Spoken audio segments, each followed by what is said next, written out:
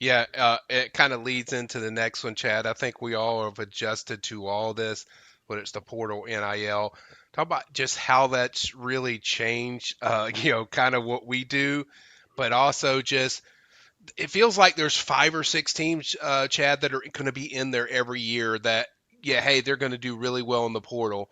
Don't know if I would categorize FSU in that, but just how do they fit into this, this new era where NIL and there's good news that FSU starting to they added some new different guys that can handle with finances and their collective is certainly taking off. But just how does FSU fit into that? And just I guess talk about just the whole NIL world from your perspective because nationally you're dealing with this from a lot of different angles. I know our own Pete Nakos is killing it. He is a phenomenal job, but just talk about how that's changed, I guess, college football that we've kind of grown used to. Me and Chad being old school guys. Yeah, I am old school guy. I kind of, I miss the old ways where it meant something meant relationships meant something. I think it still does mean something, no doubt about that, but doesn't carry the same weight that it carried, a decade ago, 20 years Yeah. ago, 30 years ago. For me, you mentioned like, who the teams are that spend, money. Like you said, Pete Nakos does a phenomenal job. He's tapped in with the agents and the Yeah. collectives and really gets their side where, guys like myself or Steve Wolfong and you guys are talking to the recruits every day and Yeah. kind of getting their side. They're not as forthcoming as these agents are in the collectives about what they're doing there. So I think over time it's going to become a common thing in a recruiting story. Maybe not this year, maybe not next year, but in time, we're going to be talking about what the offer is, how it compares one to the other. And Pete's highlighted teams like, we knew when NIL first came into existence, Texas A&M blew it out the water. That was the Right. class of Jimbo with Shamar Stewart from down in South Florida, Walter Nolan from Mississippi, and they were the ones that kind of set it off as the big spender. Now the ones that been like, Oregon can spin with anybody. Their brand, the Nike brand. We know Texas is going to spin. Texas A&M in the South. I mean, Auburn this year. Tennessee has been consistent in the NIL game. Nebraska is going to be a big one. Look at Ohio State's roster this year, loaded with portal. Who knows what they paid exactly in the end for Jeremiah Smith to keep him Yeah. away from Miami. And Yeah. we thought FSU was in that mix as well late in the process a year ago, too. Yeah. So who knows? But Ohio State was probably maybe the biggest spender from a roster Right. management standpoint that won the championship this year as well. I think those are the ones you mentioned. I don't know if I'd put FSU with what I hear, even what Pete reports, maybe in that upper group, but they're in there for sure. And Yeah. they don't have to pay for the right guys. I mean, that's just the way it is. I mean, I said the other day on the show we did on because it Wednesday, February 5th, about the whole Justice Terry flipping to Texas. Look, Yeah. that came down to NIL. I mean, anybody that follows recruiting, he visited there one time. I mean, Yeah. people are saying, people that we know in the agent side, he might have been the second highest paid guy in this class. I mean, from Texas. So that, I mean, yeah, he loves Texas. They're a great program, back to back playoffs, but it simply came down to they offered, from what I'm told, considerably more than Georgia. Even Auburn was in there too, and they won. So NIL, I think it factors. I would say for 90% of recruits now, that's a factor. Yeah. To what I think to the weight it carries or to how big of a factor depends on that recruit. It just, Yeah. is it the end game? For some, I think it is. Yeah. They might love two or three schools and they feel maybe best about this staff or best about this scheme or best about this program. And the NIL makes the ending difference about what the offer is. So for me, it's a common factor now, but just weighs a different level depending on who that recruit is. Yeah, it just feels like if you're going after a guy, you might be like 7 or 8 guys that you really value, and it's like, hey, I'm going to make sure we value these guys. We saw that with Zahir Mathis, who ended up at Maryland. FSU did a really good job. Obviously, connections. Knighton does a good job developing. Tony is so, but location in relationships, I still think which makes me happy is that I still think relationships and location and their different aspects to go along with NIL. is still a big part in recruiting. It's just not the only sole thing like it used to be. Yeah, I mean, used to it's been it was that for a long time. It was that. It was like the relationships. I would say when I first got in the industry, 20 plus years ago, that was it. That was Yeah, who does my parents feel good about me as a yeah, recruit going to play for, safe environment, being protected, watched after, all that. Plus, obviously on the field, that connection. Then it became evolved into okay, where can I win championships or compete for championships? Then it evolved into player development, who can get me drafted, where can I go make a name for myself?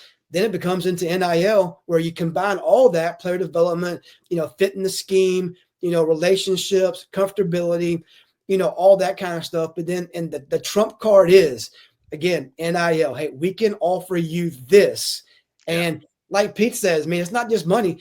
They're talking about land, cars, private yeah, jet, security, mom and dad, grandma fly them on a private jet to every game, home or away.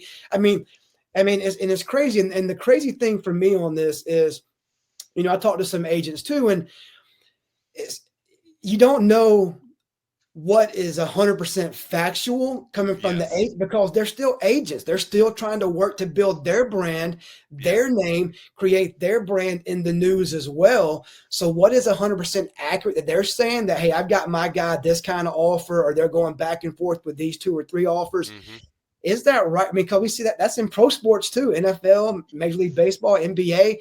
They battle the agents to kind of get their clients more money. So it's hard to even report sometimes what you hear because you don't know if it's yeah, true or false, if it's yeah, accurate or not. So that's we're still working through. I think that as well. More Pete than me. That's not really my lane, but that's the thing that I've gotten. I've yeah, heard one thing, and I'll have a school say that, man, we haven't offered that kid anything close to that. yeah. So you don't know what's accurate out there anymore either right now. I hear that a lot, Chad, and that's the thing.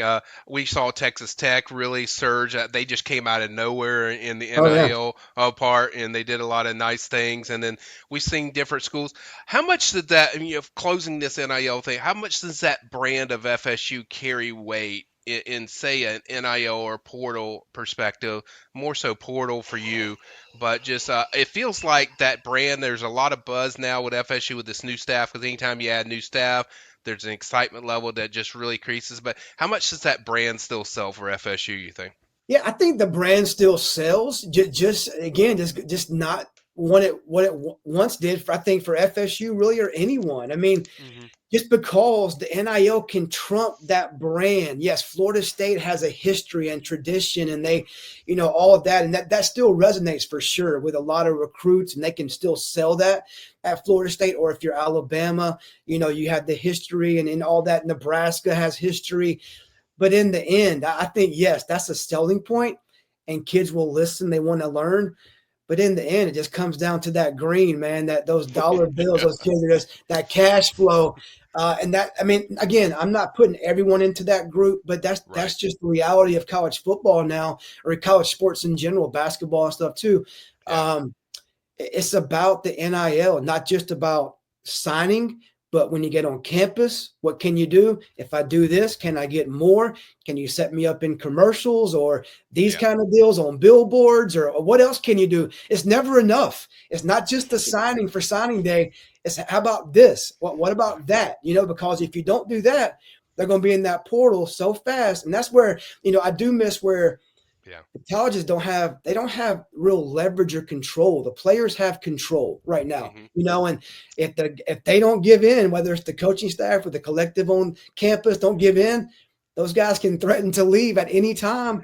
Yeah. And then how do you respond to that? As a coach and as a program, is that kid that important? Is he not that important? You're trying to coach for a game in the fall. This kid might leave. I mean, and you're trying to recruit for the next class. That's why I said about Norvell going back to be the CEO now and let Malzahn handle the offense or Yeah. quarterbacks.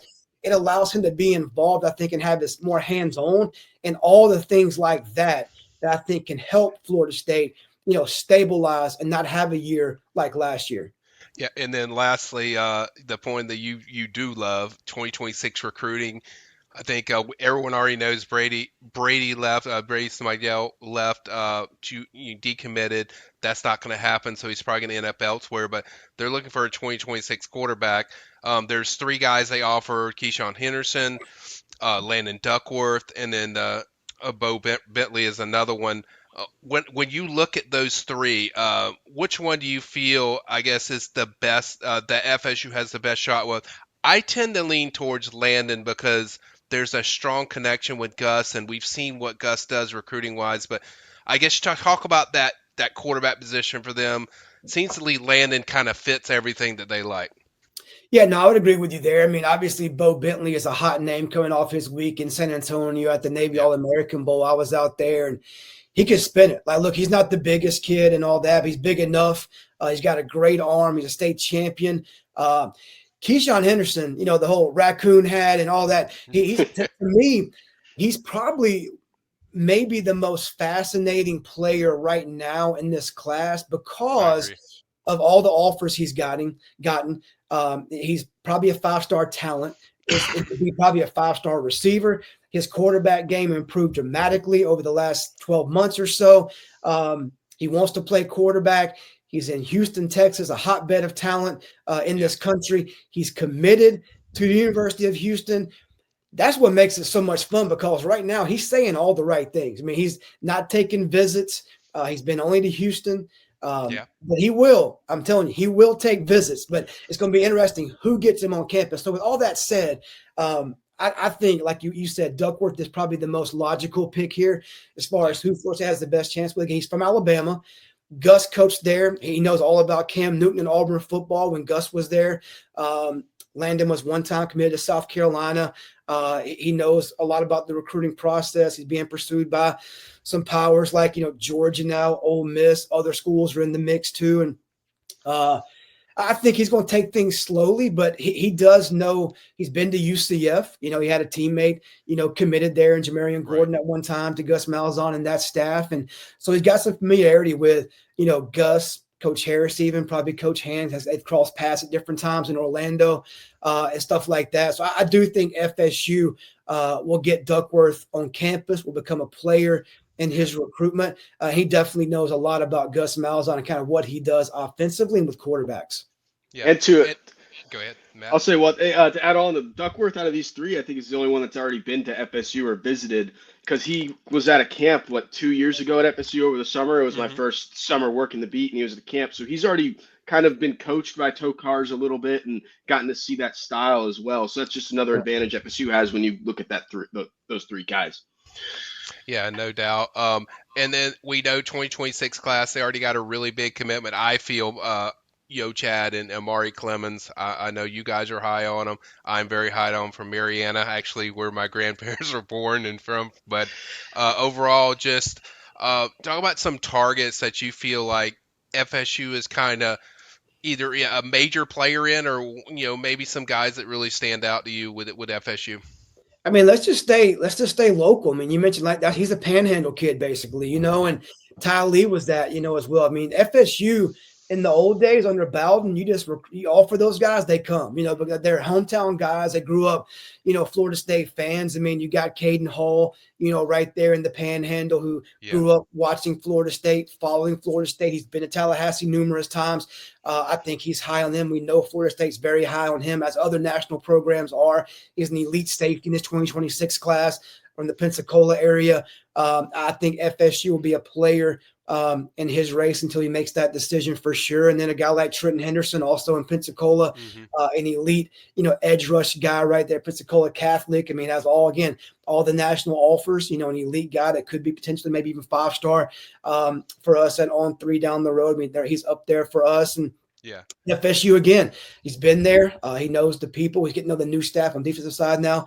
They're in the mix there. And then staying in that same area, but going into South Georgia, a guy like Thomas County Central, Cam Brooks, man, Hmm. defensive end guy, edge guy, can play all over the front. Been to FSU multiple times. I mean, it's almost like for me, I've been down there many times. It's almost like Thomasville is part of Florida. I almost feel like. I Yeah. mean, It I mean, is basically. it's down there on the border, and I feel like we know I live in Georgia. We all know that, you know, Yeah. many of Georgia people that grow up here grow up Georgia fans, but I would say down there they're more FSU fans. Man, whether it be Right. Bainbridge, Thomasville, in that area, that's almost Right. to me almost like more part of Florida than part of Right. Georgia. So I think Cam is another one. I think look. Ohio State's kind of jumped in here. Got an OV. We know about Ohio State's player development at defensive line under Larry Johnson. But I think right now, I think Clemson and Florida State are best positioned, I think, with Cam Brooks right now in his top schools and kind of where he's at with his recruitment. But, that there's other guys like Samari Matthews in North Carolina. I think FSU's really kind of come on strong in this one. I think if you were to ask me mid-season in the fall when FSU was actually struggling on the field, I would say – and even, South Carolina, I would say that time Mac Brown was at North Carolina. I would say North Carolina. But even with Bill Belichick, Carolina's still in there. But I would say FSU has really closed the gap, with a guy like Samari Matthews just in the last 6 weeks or so have made a big run there. And so I think they're involved with a lot of guys. I mean, it's going to be fun. It's so early now. It's hard to read too much into what they say after a visit on Junior Day in January. But I think this spring will be very telling with a guy like Samari Matthews, or, where does he go in March? Who does he see practice in the spring? Because we know he's taking the OVs to Florida State, to North Carolina, South Carolina, schools like that. Who gets him on campus maybe multiple times in the spring? Where does it? I think those will become, at that point, come April or so, those become visits to follow that make an impact, I think, on that decision come summertime. And we know 90% of these guys will be committed by August 1st. Yeah, and they'll be committed, and then we might do it 2 or 3 times in the cycle. Oh yeah, they'll still take visits, and then we'll come we'll have that last 2 weeks in November again, where it becomes flip season, and guys trying to take secret under the radar visits and all that kind of stuff. And then NIL gets involved at the end, and they just because of that, So a lot will happen for sure.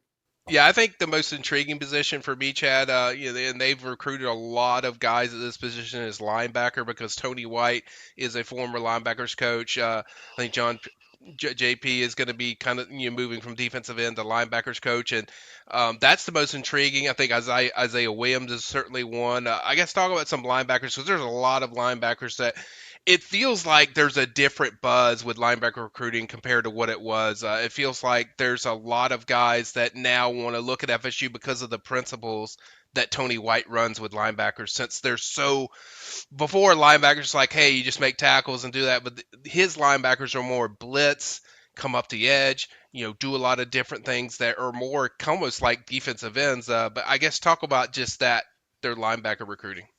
Yeah, I mean, I think it's still somewhat, of an open book and kind of who they want to find to kind of fit that. Like you said, it's a different kind of body, different type of personality, different type of demeanor maybe than sit back and react, but more of an attack mode guy that fits that scheme. We know about Tony White being a guy that is all about stopping the run first. He wants to win in the trenches, fill the gaps, make the plays, keep those guys in second and long, third and long, and stuff like that. And to me, I still think it's a pretty big, room where I think they're going to bring in a lot of kids in March and April, watch spring workouts, go watch guys in the spring that fit what they're looking for. Again, from a body type to just a player mentality to an attitude. You bring up a guy like Isaiah, you talk about one that's been, a little while to follow, and it's so early in his recruitment, being committed to multiple schools already. And I'll say this, I've had another story for him committing to another school, before in between those two commitments. Wow. So it could have been 3 for all we know, could have been 4, who knows? But look, one thing we know about Isaiah is he's talented, and we know he passes that body check. He's physical, 6'2", 210, 215. He's put together. He's strong. I think they've identified guys like that, guys that fit that body type, guys that can fly downhill, guys that aren't scared to meet that running back head to head in the hole. Those are the kind of guys they want, I think, try to find and identify that can play in that scheme ultimately for 3 downs, not come off the field, every time they change personnel groups. And Nick Xavier Griffin, another one too. Yeah. Xavier Griffin, another one too, is committed to USC, who you don't even know where that one could end up as well. USC, you've seen get Georgia kids, and then they flip at the last second, or not even last second, kind of midway through the recruitment Yeah. process. They And haven't had a good he's, chance, good yeah, finishing with those guys. Even Shamar Arnaud was committed there one time too. yeah, You know, exactly. Like they'd love to try to go into Georgia, and then it doesn't work out in the end. And Xavier Griffin even told me, he was like, "Yeah, I'm still going to hear Florida State out. I'm still going to hear all these places out." yeah, he's a different to me. I've seen it. I see like for me like Isaiah Williams and Xavier. They could be called linebackers together in the same. I see they're different kind of guys. To me, Yeah, Xavier, I live up here where he is, and to me, he is a pass rushing nightmare. To me, you find ways to move him, whether it's linebacker, edge guy, depending on the distance and down or whatever you have in your scheme. To me, you find a way to get him in the backfield. To me, Isaiah is that guy that can plug that middle, that can be a guy that can move sideline to sideline. But you want a mix of those guys where Xavier is a guy, man, just put him somewhere where he can find a gap or an edge on the outside edge because he can close as fast as anybody. It's going to, like you said, it's going to be fun, Matt, to watch because he's going to take his visits. He already is taking the junior day stuff. He's going to set up the OV visits to everywhere. Can USC him? He's from Alabama. He's got family in the South. Does he leave all that to go to LA? Look, their staff's doing a great job. The Anton Lynn, Lincoln Riley, those guys doing great. They come and recruit this state very hard, no doubt about it. But it will not be easy to keep Xavier in that class in the end. Can they do it? Sure, but it won't be easy, you know? Yeah. No, I think you nailed it. And I think the last thing for me, Chad, would be just let's say FSU does return to the product that recruits are used to. How much does that surge in recruiting as far as FSU getting back to the FSU that I think most recruits are used to and growing up to? I mean, how does that change things? Let's say if they win 9 games or 10 games. It's big. I mean, I think winning still matters. You know, there's no doubt about that. We know we talked about NIL to nausea. You know, all the time now. It's just part of the business. But look, wins matter. Player development matters. You know, when you win, you have good players, and that guy's probably gonna get drafted. So all that kind of goes together with what helps like a Florida State to surge again and to kind of get back to the top. Look, they're going to recruit. I feel like at a good level all the time. They're still Florida State. They're in the state of Florida. They're right there with the state of Georgia, a great state to recruit. You go into Alabama, go into the Panhandle. FSU is still, I feel like, a national brand. They've done enough over time to become still a brand in college football. But yeah, winning 9 games, 10 games, that would be huge for FSU this year after coming off 13-1, going through a season you want to forget, you know, in 2024. But to make the changes that he made with Gus and Tony leading the way offensively, defensively, you closed really strong in recruiting with multiple flips, you know, which I think that puts you into the offseason in a positive mode when you win signing day. Yeah, the season was tough. You put that in the rearview mirror. You make the coaching changes. You finish strong. You flip Shamar from Auburn. You flip from Ole Miss, Tylon Lee. You flip Usman from Georgia. That's a lot of momentum going into those junior days and into spring practice, into those OVs, into the commitments. So to me, I think you'll do well in that time to capitalize on that and to keep those commits you get in the summer. You can show a turnaround in 2025. So to win games, I think will be big for this program moving forward. No doubt. Chad, a lot of people don't know this. That guy personally, because we talked to Chad. Chad drove all night to do this stuff, guys. So definitely go follow Chad. He's one of my close friends in this industry. He does a great job. We have so many great people at different team sites. Steve Wilfong does a phenomenal job. There's so many guys. I won't forget everyone, but On3's definitely a place that's growing special. But Chad, we appreciate you so much, man. Next time, I guess we'll bring you on something simple, which is just maybe fans will ask you questions or something. But Chad, I can't thank you enough for coming on here. Matt joining us as well. So appreciate it so much, man. Hey, happy to be here, man. Thanks, guys.